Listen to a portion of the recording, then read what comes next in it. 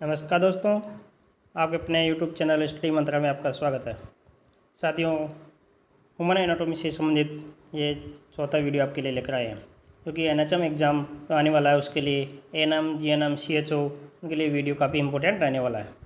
इसमें जो nursing officer भर्ती है उसके लिए वीडियो काफ़ी इंपॉर्टेंट रहेगा। इसमें टॉप 50 MCQ लेकर आए हैं, साथ ही इनके साथ साथ इनसे रिलेटेड इंपॉर्टेंट पॉइंट भी इस वीडियो में कवर करते रहेंगे। जो साथी चैनल पर नए हैं वो चैनल को सब्सक्राइब जरूर करें, अपने सभी साथियों तक वीडियो को शेयर करें। वह स्थान जहाँ तंत्रिका आवेग एक न्यूरॉन से दूसरे न्यूरॉन में जाता है क्या कहलाता है? सिनेप्स। इसका बी आंसर सही होगा।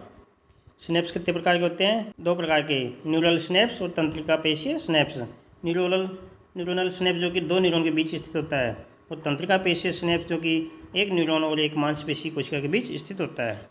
नेक्स्ट क्वेश्चन, वह कैनाल जो ब्रेन के थर्ड एंड फोर्थ वेंट्रिकल को जोड़ती है क्या कहलाती है? Cerebral aqueduct. इसका बी आंसर सही होगा। सेरेब्रल एक्वाडक्ट जो कि एक पतली खोखली गोलाकार नहर है जो मध्य मस्तिष्क में स्थित होती है। 24 आवर में CSF का कुल कितना वॉल्यूम स्रावित होता है? कितना होता है? 750 ml। तो जो कि मनुष्य मस्तिष्क में CSF की कुल मात्रा कितनी होती है? 120 ml।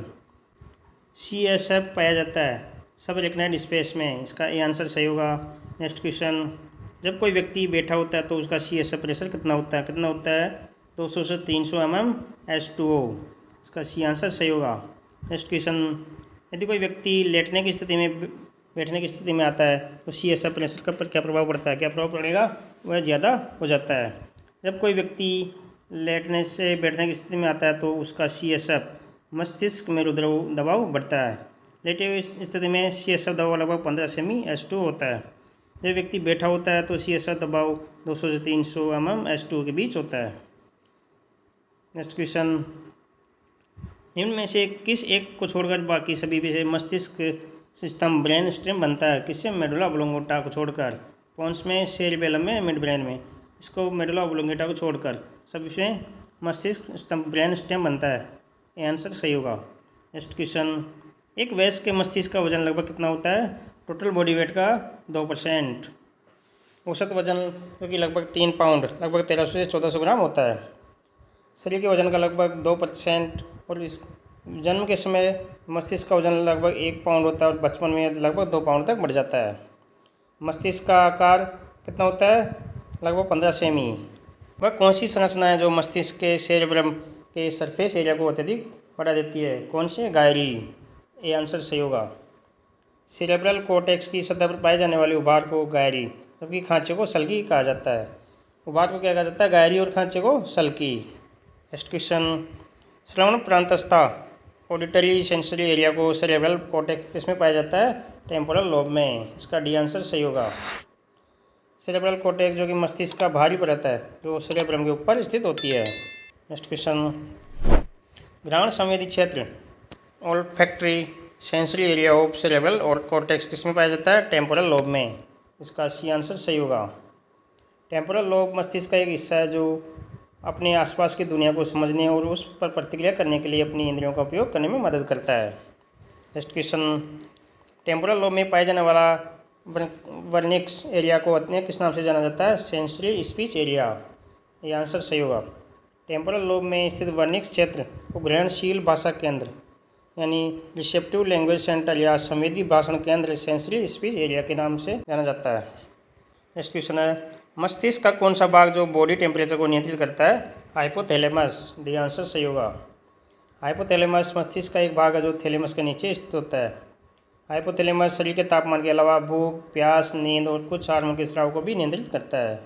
नेक्स्ट क्वेश्चन, मस्तिष्क का श्वसन विनियमन केंद्र रेस्पिरेटरी रेगुलेशन सेंटर किसमें पाया जाता है? मेडुला ऑब्लोंगेटा में।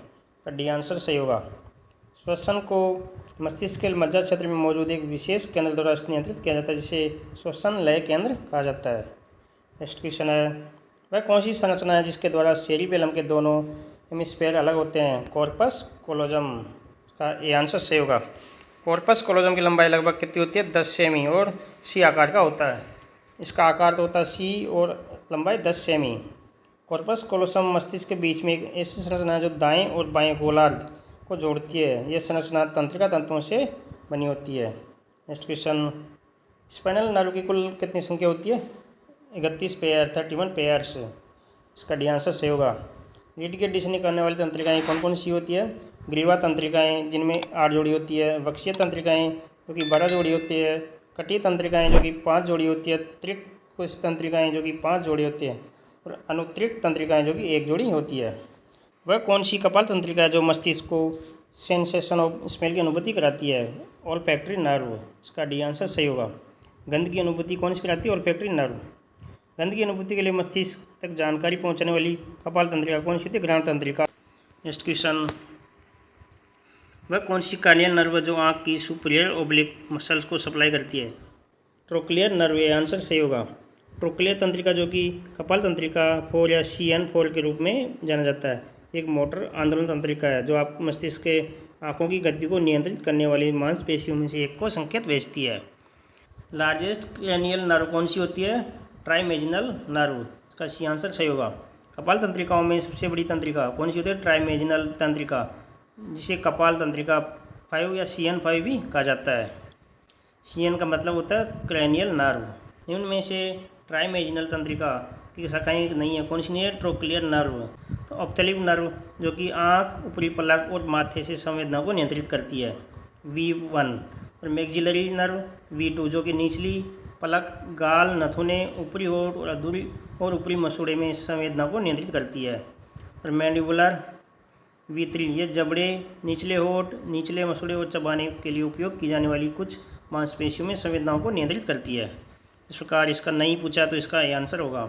नेक्स्ट क्वेश्चन, इनमें से बाहरी तरफ से अंदर की तरफ तक ब्लड वेसल्स का सही क्रम कौन सा होगा? सबसे पहले एक्सटर्ना, फिर मीडिया और फिर intima. Tunica externa, tunica externa यह रक्त वाहिकाओं की सबसे बाहरी परत होती है। कौन सी होती है? Tunica externa. और ट्यूनिका मीडिया जो कि मध्य परत होती है, जो रक्त वाहिकाओं की दीवारों को लचीलापन और ताकत प्रदान करती है।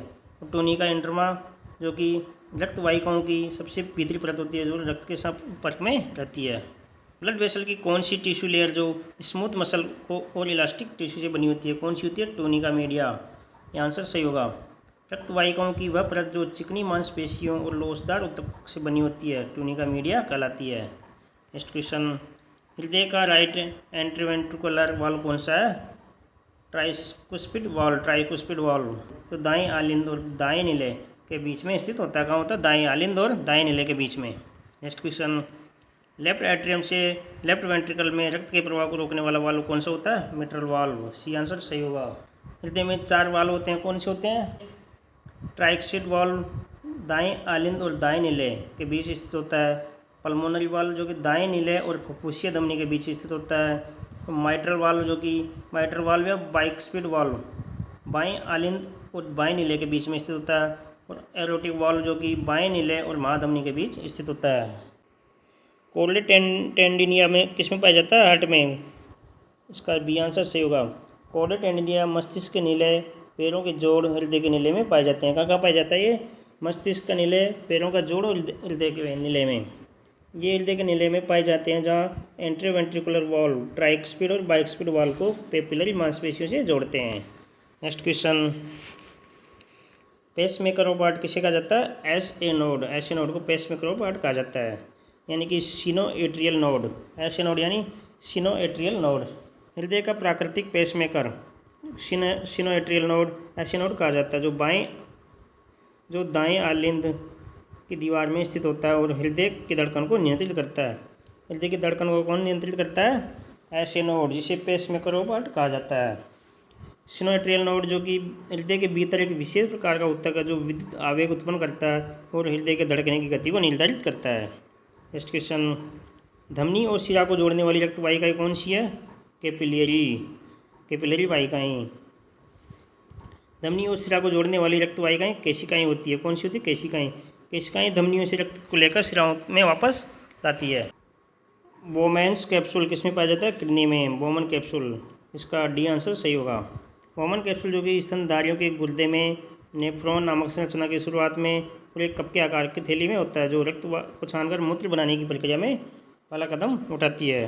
नेक्स्ट क्वेश्चन, एक वयस्क में सामान्य GFR यानी ग्लोमेरुलर निस्पंदन दर कितनी होती है? 125 ml पर मिनट। डी आंसर सही होगा। एक स्वस्थ वयस्क में सामान्य GFR 90 ml पर मिनट पर 1.3 m2 या उससे अधिक होती है। GFR मापता है कि आपके गुर्दे कितनी अच्छी तरह रक्त को फिल्टर कर रहे हैं। सामान्य GFR तो कितना होता है 90 ml पर मिनट पर 1.73 m2 या उससे अधिक सामान्य GFR माना जाता है। और कम GFR 60 ml पर मिनट पर 1.3 m2 से कम, उसको कम GFR माना जाता है, जो कि क्रोनिक किडनी रोग का संकेत हो सकता है। नेक्स्ट क्वेश्चन, वह पदार्थ जो कन्वोलेटेड टेबल्स द्वारा पूरी तरह से पुनः अवशोषित हो जाता है क्या कहलाता है? ग्लूकोज। ये आंसर सही होगा। नेक्स्ट क्वेश्चन, वह कौन सा हार्मोन है जो वाटर रिबोर्सपन का बढ़ाता है? कौन सा? ADH, anti diuretic hormone. Next question, एक वयस्क में किडनी का वजन कितना होता है? 150 ग्राम। पुरुषों में जो कि 125 से 170 ग्राम होता है, महिलाओं में 115 से 155 ग्राम। इसका आकार जो कि लगभग 10 सेंटीमीटर लंबी, 6 सेंटीमीटर चौड़ी और 4 सेंटीमीटर मोटी होती है। रीढ़ की हड्डी के दोनों तरफ पसलियों के पिंजरे के नीचे स्थित होती है। कहाँ होती है? रीढ़ की हड्डी के दोनों तरफ पसलियों के पिंजरे में। इसका कार्य जो कि रक्त को फिल्टर करती है और मूत्र के माध्यम से अपशिष्ट पदार्थों को बाहर निकालती है। नेक्स्ट क्वेश्चन, ECG में वेंट्रिकुलर मसल की रिलैक्सेशन का प्रतिनिधित्व किसके द्वारा किया जाता है? टी वेव के द्वारा। इसका डी आंसर सही होगा। ECG इलेक्ट्रोकार्डियोग्राम क्योंकि हृदय की विद्युत गतिविधि को रिकॉर्ड करने का एक तरीका है। पी तरंग आलिंद के संकुचन को दर्शाती है। QRS कॉम्प्लेक्स नीले के संकुचन को दर्शाती है। और टी तरंग जो कि नीले के पुनर्ध्रुवीकरण या शिथिलता को दर्शाती है। नेक्स्ट क्वेश्चन, कोरोनरी आर्टरीज किसकी शाखाएं हैं? Ascending aorta. इसका सी आंसर सही होगा।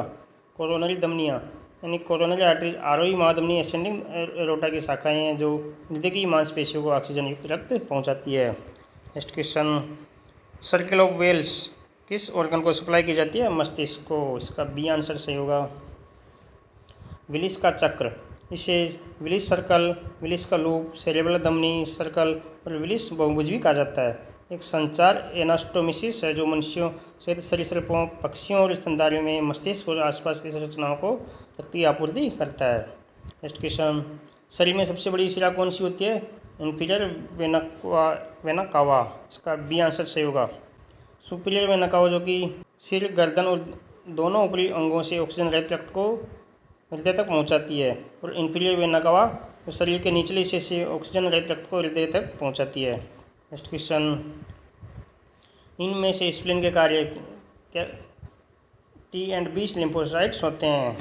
Next question, blood clotting process का अंतिम उत्पाद कौन सा है? फाइब्रिन। इसका ये आंसर सही होगा क्योंकि रक्त के थक्के जमने की प्रक्रिया का अंतिम उत्पाद फाइब्रिन है जो फाइब्रिनोजन नामक प्रोटीन से बनता है और रक्तस्राव को रोकने के लिए एक जाल बनाता है। नेक्स्ट क्वेश्चन है, ब्लड क्लोटिंग में कौन सा विटामिन सहायक है? विटामिन के। इसका बी आंसर सही होगा। विटामिन के का दूसरा नाम कोगुलेशन विटामिन क्योंकि जर्मन भाषा का शब्द है। तो विटामिन के दो रूप होते हैं, कौन से? फाइलोक्विनोन विटामिन K1 और मेनाक्विनोन विटामिन K2। विटामिन के वसा में घुलनशील विटामिनों से एक है जो रक्त के थक्के जमने में मदद करता है। और विटामिन के कम के स्रोत क्या है? हरे पौधे।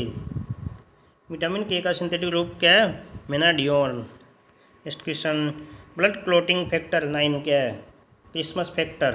रक्त का थक्का बनाने वाला फैक्टर 9 जिसे फैक्टर 9 या क्रिसमस फैक्टर भी कहा जाता है जो रक्त के थक्के बनने की प्रक्रिया में महत्वपूर्ण भूमिका निभाता है।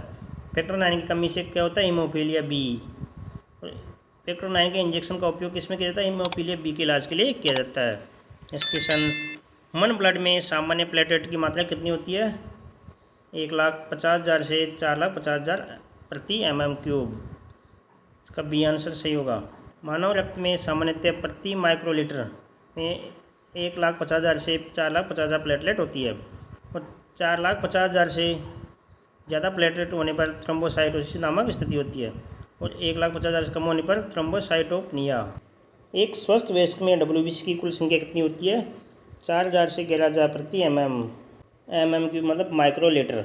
श्वेत रक्त कोशिका WBC का जीवन काल जो कि 13 से 20 दिन का होता है। तो RBC का जीवन काल कितना होता है? 120 दिन का। नेक्स्ट क्वेश्चन, कौन सी रक्त कोशिका जो फेगोसाइटोसिस में महत्वपूर्ण भूमिका निभाती है? WBC। श्वेत रक्त कोशिकाएं WBC जो नाभिकीय कोशिकाओं का एक विषम समूह है जो कम से कम अपने जीवन की अवधि के लिए परिसंचरण में पाई जा सकती है। रक्त में उनकी सामान्य सांद्रता कितनी होती है? 4000 से 10,000 प्रति माइक्रोलीटर। नेक्स्ट क्वेश्चन, यदि किसी मरीज का ब्लड ग्रुप बी है तो वह किस रक्त समूह वाले व्यक्ति से रक्त प्राप्त कर सकता है? बी एंड ओ। ये आंसर सही होगा। नेक्स्ट क्वेश्चन, निम्न में से कौन सा अंग इरिथ्रोपोइटिन नामक हार्मोन उत्पादित करता है? कौन सा करता है? किडनी। इसका बी आंसर सही होगा। तो इरिथ्रोपोइटिन हार्मोन जो कि लाल रक्त कोशिकाओं RBC के निर्माण को प्रेरित करता है, यह मुख्य रूप से गुर्दों में स्थित होता है। इस प्रकार ह्यूमन एनाटॉमी से संबंधित क्वेश्चन आपके लिए लेकर आए थे। इस प्रकार के वीडियो जानने के लिए चैनल को सब्सक्राइब जरूर करें। अपने सभी साथियों तक वीडियो को शेयर करना नहीं भूलें। डिस्क्रिप्शन में फेसबुक पेज और टेलीग्राम चैनल का लिंक दिया गया है, वहाँ से आप हमारे चैनल को ज्वाइन कर सकते हैं, जिस पर डेली कंटेंट डाले जाते हैं। मिलते हैं नेक्स्ट वीडियो में। धन्यवाद।